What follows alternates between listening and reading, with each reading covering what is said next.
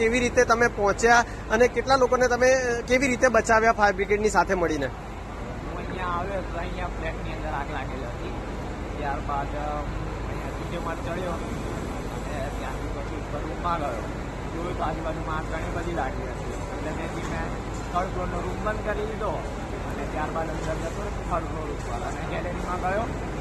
ત્યારબાદ one by one એક નાનું બાળક હતું, એક લેડીઝ હતા અને એક માતા જેવા લેડીઝ હતા.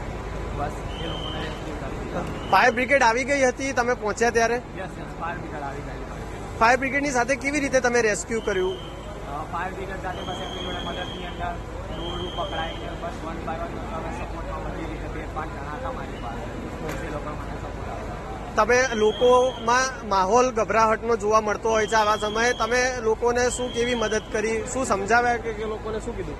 બસ આ સમયમાં ખાલી એક જ વસ્તુ યાદ આવ્યું કે બસ મગજ શાંતિ રાખવું. બસ